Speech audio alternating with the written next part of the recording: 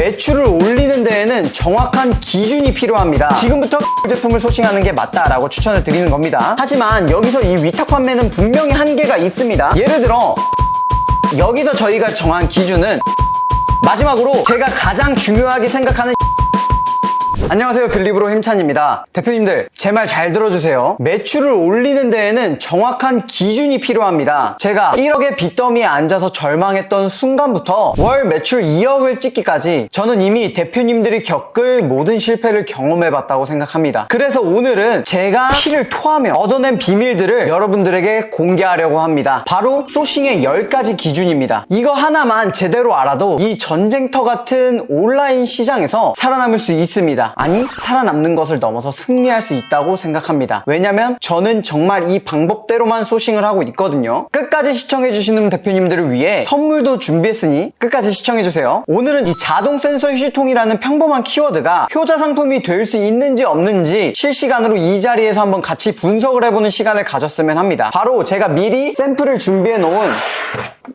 자동 센서 휴지통 보여드리면서 시작하겠습니다. 소싱의 10가지 기준 중 첫 번째는 바로 시장 경쟁 강도입니다. 기본적으로 알고 계신 시장 경쟁 강도는 판매 상품 나누기 검색량입니다. 위에 결과를 보시면 자동 센서 휴지통의 검색량은 6,660회이고 경쟁 강도는 19.1인 것을 확인할 수가 있습니다. 시장의 경쟁 강도는 낮을수록 좋은 건 사실입니다. 예를 들어 검색량이 6,660회인데 판매 상품이 100개 미만이라면 오히려 저희 판매자에게는 좋은 기회가 될 수 있겠죠. 하지만 현실적으로 지금 이 경쟁 강도가 좋은 제품은 없다고 보시면 됩니다. 제가 짜는 전략은 광고로 제품을 노출시켜 판매하기 때문에 검색량만 체크하시면 좋을 것 같습니다. 그러면 저희가 시장 경쟁 강도를 간단히 체크하고 저희가 봐야 할 건 뭐냐면 바로 그로스 비율입니다. 쿠팡에는 로켓 배송과 판매자 로켓 두 가지의 로켓 배송이 존재합니다. 하지만 저희가 로켓 그로스로 판매할 거라면 두 가지 분류 모두 저희가 고려해야 할 대상입니다. 여기 표를 같이 보겠습니다. 로켓 비율이 20%고 판매자 로켓 비율이 47%라면 이 두 가지 모두 다 저희의 경쟁 상대라고 말씀을 드렸죠. 그럼 이 두 가지 비율을 합친 그로스 비율은 67%라고 표시가 되어 있습니다. 여기서 저희가 정한 기준은 그로스 비율이 80% 미만이라면 시장이 좋은 상태라고 저희는 판단을 하고 있습니다. 80% 메모하세요. 두 번째는 키워드의 유연성입니다. 자동 센서 휴지통의 경우 원터치 휴지통, 스마트 휴지통, 자동 개폐 휴지통 등 다양한 관련 키워드로 노출 유연성이 높은 키워드로 보입니다. 키워드의 유연성이 높다는 것은 그만큼 노출의 기회가 많다는 뜻입니다. 또 저희가 활용하는 CPC 광고의 효율도 더 높일 수가 있습니다. 예를 들어 선풍기의 경우 선풍기, 서큘레이터, 탁상용 선풍기, 무소음 선풍기 등 다양한 키워드로 노출이 될 수 있는 거죠. 소싱을 하실 때 최대한 다양한 키워드를 포함할 수 있는 키워드를 찾으셔야 합니다. 이는 광고 비용 절감과 자연 유입의 증가로 이어질 수 있기 때문이죠. 세 번째입니다. 바로 시장 생성 시기예요. 시장 생성 시기를 통해 저희는 두 가지 전략으로 나눌 수가 있습니다. 첫 번째는 용의 꼬리 전략이에요. 오래된 안정적인 시장에서 저희가 진입을 하여 판매를 하는 전략. 두 번째는 뱀의 머리입니다. 새롭게 이제 생성되는 시장에 저희가 들어가서 뱀의 머리를 차지하겠다는 전략이죠. 새로운 시장은 경쟁이 덜하고 선점 효과를 노릴 수 있지만 그만큼 리스크도 큽니다. 반면에 안정적인 시장은 예측이 가능하지만 진입장벽이 살짝 높을 수 있다는 점을 참고하시고 소싱하셔야 합니다. 네 번째입니다. 시장 단가 구성이에요. 여기에 표를 같이 보실게요. 자동 센서 휴지통의 추천 판매 가격이 42,300원이라면 위탁 판매로도 적정 마진을 남길 수 있는 수준입니다. 하지만 여기서 주의해야 될 점은 이미 시장 단가가 파괴되어 있는 시장이 있어요. 특히 이미 쿠팡의 자체 브랜드가 들어와 있는 시장이 있습니다. 예를 들어 코멧이나 곰곰 같은 브랜드가 들어와 있다. 그런 시장은 최대한 피해 주시는 것을 추천드립니다. 마진율을 계산할 때 단순히 원가와 판매 가격만 보는 게 아니라 저희는 물류비, 광고 비용, 부가세, 수수료 등등을 고려해야 하기 때문에 일반적으로 마진 30% 이상을 목표로 두시고 소싱하시는 것을 추천드립니다. 다섯 번째, 저부피입니다. 자동 센서 휴지통은 부피가 그래도 꽤 있는 편이지만 로켓 그로스의 기준에는 들어갈 수 있을 것 같습니다. 이렇게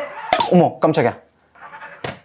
네, 제가 이렇게 부피가 있는 제품들보다 저부피 제품들을 선호하는 이유는 바로 물류 비용 때문입니다. 저희가 로켓 크로스를 하든 뽀피에를 이용을 하든 결국 물류 비용이 들기 때문에 적은 부피의 제품들을 소싱하시는 것을 추천드리는 겁니다. 예를 들어 제가 건강기능식품 하나를 판매한다고 볼게요. 그러면 알약 100통이 한 박스입니다. 하지만 지금 제가 소싱한 자동센서 휴지통을 사용을 한다면 이건 4개가 한 박스 정도 될 거예요. 물류 비용은 박스당으로 처리가 되기 때문에 저부피일수록 훨씬 더 좋다라는 걸 말씀드리고 싶습니다. 특히 로켓크로스 진입을 목표로 하신다면 로켓크로스의 부피 기준을 정확히 확인하셔야 합니다. 여기에 로켓크로스 기준표를 띄워드리도록 하겠습니다. 캡처하세요.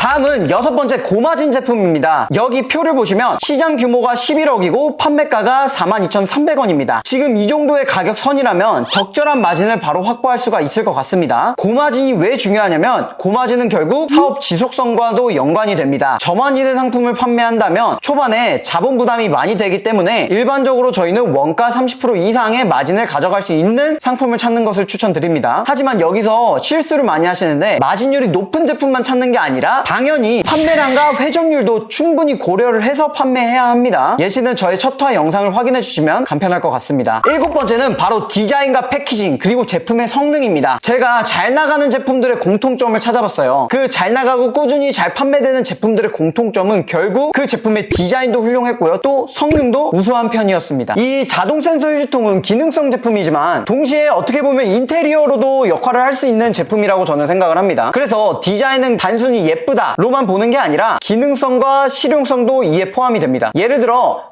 손쉬운 조작법 잘 되죠?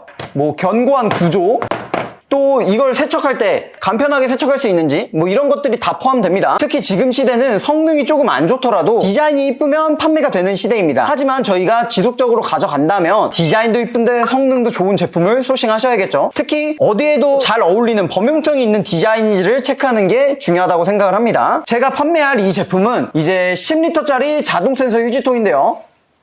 도매처에서 15,000원에 가져왔습니다. 지금 제가 계속 하는 것처럼 센서가 잘 작동을 하는지 이 제품의 디자인이 이쁜지 꼭 하나하나 체크를 해보셔야 한다는 것입니다. 특히 그 제품에 바코드가 있는지 없는지도 꼭 체크를 하셔야 됩니다. 왜냐면 로켓크로스에 들어가실 때 바코드가 있는 여부에 따라서 저희의 추가적인 업무를 줄일 수가 있어요. 패키징에 바코드가 없다? 그럼 일일이 바코드 작업을 해주시거나 아니면 뽀피엘이나 로켓크로스에 요청을 해주셔야 되는 까다로운 부분이 있습니다. 또 이 패키징이 운송 중에 파손이 잘 되는 패키징인지 아닌지 이 부분이 결국 로켓크로스 반품과 또 고객들의 반품으로 이어지기 때문에 처음에 샘플링을 하실 때 디자인, 성능, 패키징은 꼭 체크를 해주셔야 된다라고 말씀을 드리고 있어요. 8번째로 재고입니다. 위탁 판매로 시작해 저희는 수요를 측정하고 꾸준히 나아간다면 사이까지 이어나갈 것입니다. 재고 관리는 온라인 셀링 중에 가장 중요한 부분 중에 하나입니다. 거기에 있어서 위탁 판매의 최고의 장점은 초기에 재고 부담 없이 필요한 만큼만 구매를 해서 판매할 수 있다는 점인데요. 하지만 여기서 이 위탁 판매는 분명히 한계가 있습니다. 예를 들어 저희도 지금 이번 주에 2제품이 이런 현상이 발생을 했는데 이 제품들이 품절되는 순간이 올 거고 그 품절되는 순간만큼의 매출은 저희가 못 버는 거예요. 벌 수 있는 돈을 못 버는 게 가장 안타깝거든요. 근데 여기서 추가적으로 문제점이 뭐냐면 저희가 이 제품을 엄청 잘 팔아요. 그러면 위탁처의 제품을 저희가 다 사는 경우가 생기실 거예요. 그럼 위탁처의 품절로 저희는 또 이 제품이 재수입되는 만큼 적어도 한 달에서 2달 정도는 이 제품을 품절 상태로 놔둬야 된다. 저희가 제품을 아무리 잘 키워봤자 그 제품이 품절된다는 단점이 있다는 거예요. 하지만 그래도 저희가 아예 사입을 해와서 그 재고를 부담하고 안 팔리는 제품이 생겼을 때 재고의 부담을 안고 가는 것보다 위탁처로 수요 체크를 한 뒤에 이 잘 나간다 싶었을 때 그때 사입으로 넘어가도 안 늦는다 이거예요. 그때 사입으로 넘어갈 때도 충분히 이 제품보다 좋은 성능을 샘플링을 할 수가 있는 장점이 있겠죠. 그래서 저의 전략은 안정적인 판매가 일어난다면 그때 사입으로 넘어가는 루틴을 설명드리고 있는 겁니다. 9번째는 이 제품이 시즌성 제품인지 사계절 제품인지 측정을 해보시는 겁니다. 사계절 제품의 장점은 뭘까요? 먼저 안정적인 수요가 있다는 뜻입니다. 반면 시즌성 제품은 특정 기간에 폭발적인 수요가 있습니다. 그 외의 기간에는 판매가 조금 저조할 수 있습니다. 시즌성 제품을 다룰 때는 꼭 미리 준비하시는 것을 추천드립니다. 예를 들어 지금 이 영상을 촬영하고 있는 지금 현재 8월인데요. 8월에 어떤 제품을 소싱해야 될까요? 지금 핵심 무더위의 여름이니까 여름 제품을 소싱해야 될까요? 아니면 한 시즌 뒤인 가을 제품을 소싱해야 될까요? 아니면 겨울 제품을 소싱해야 될까요? 저는 겨울 제품을 소싱해야 소싱해야 된다고 생각을 합니다. 왜냐면 겨울 시즌의 시작은 11월입니다. 그러면 적어도 10월까지는 제품 세팅이 끝나야 되는데 그 안에서 소싱하고 제품 기획 마무리까지 하려면 지금부터 겨울 제품을 소싱하는 게 맞다라고 추천을 드리는 겁니다. 그래서 시즌 제품을 소싱을 하신다면 꼭 2달 전에 미리 세팅을 끝내 놓으시는 것을 추천드립니다. 마지막으로 제가 가장 중요하게 생각하는 시장 규모입니다. 이 자동 센서 휴지통의 규모가 현재 11억입니다. 충분히 매력적인 시장으로 보입니다. 시장 규모는 그 상품의 잠재력을 뜻한다고 생각을 합니다. 아무리 다른 조건들이 좋아도 시장 자체가 작다면 그 제품의 성장에 대해서 한계는 있습니다. 일반적으로 6개월 시장 규모가 1억 이상인 시장을 노리는 것을 추천드립니다. 하지만 동시에 너무 큰 시장, 예를 들어 100억 이상의 시장에는 이미 대기업들이 자리를 잡고 있을 확률이 큽니다. 그럼 여기서 저희도 판매를 못하는 게 아니라 저희는 조금 더 소구를 잡아서 특정 기능이 추가된 제품들을 소싱하며 틈새 시장을 뾰족하게 판매를 할 수가 있겠죠. 이렇게 10가지 기준으로 이 자동 센서 휴지통이 판매될 만한 상품인지, 우리 효자 상품으로 기를 수 있는 상품인지 아닌지에 대해서 한번 측정을 해봤습니다. 대표님들이 보시기엔 어떠신가요? 이 제품 소싱할 만한 가치가 있나요? 저는 충분한 가치가 있다고 판단을 합니다. 다만 그로스 비율이 67%면 비교적 높아 경쟁이 치열할 수가 있으니, 예를 들어 특별한 디자인이나 기능이 추가된 제품들을 소싱할수록 차별점을 두어 좀 더 뾰족하게 판매를 하실 수가 있을 것 같아요. 대표님들이 키워드를 소싱하셨다면 이제 그 키워드에 대해 이 영상을 돌려보시면서 이 10가지 기준에 맞는 키워드인지를 측정을 해보셔야 됩니다. 근데 이 영상을 보시고도 어려워하실 분들을 위해 제가 선물을 준비했습니다. 바로 제가 사용하는 영상에서 설명드린 10가지 기준에 부합하는지 자가적으로 진단을 해볼 수 있는 엑셀표를 준비했습니다. 또 이 영상에서 계속 나오는 이 기준이 되는 프로그램을 사용하실 수 있는 권한도 드리도록 하겠습니다. 오늘 설명드린 이 10가지 소싱 기준을 정확히 이해하셨다면 대표님들도 이 시장에서 더 정확하게 상품을 분석할 수 있을 거라고 자부합니다. 대표님들, 온라인 셀링 절대 쉬운 길이 아닙니다. 하지만 포기하지 마세요. 제가 겪은 실패와 경험으로 계속해서 대표님들과 영상으로 공유를 하도록 하겠습니다. 대표님들의 성공을 진심으로 응원합니다. 힘찬